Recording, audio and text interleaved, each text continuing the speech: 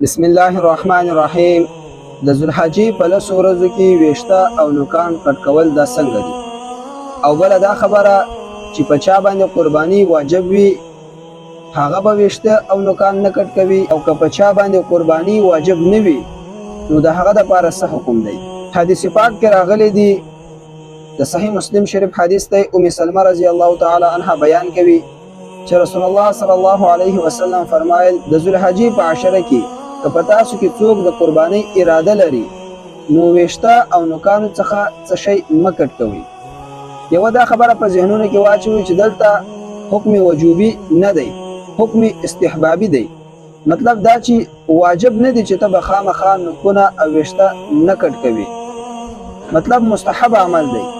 که چا کټ نه کړل نو ثواب ورته ملاویږي، او کې کټ کړل څه ګناه ور باندې نشته.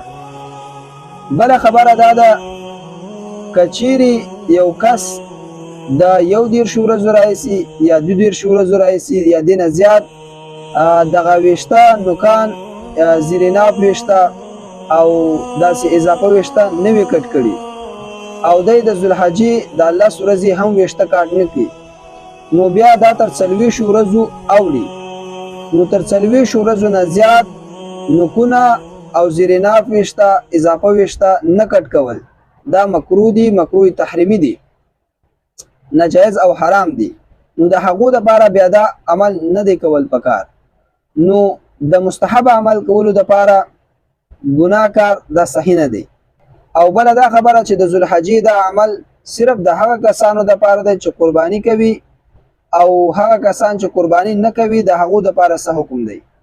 نو که څوک قرباني کوي او که قرباني نه کوي د دواړو دپاره یوه خبره ده، دواړو دپاره ثواب برابر ملاویږي. او که چا ویشته کټ کړه یا نوکونه یا زیریناف ویشته په دغو 10 ورځو کې نو څه ګناه نه ورته ملاویږي.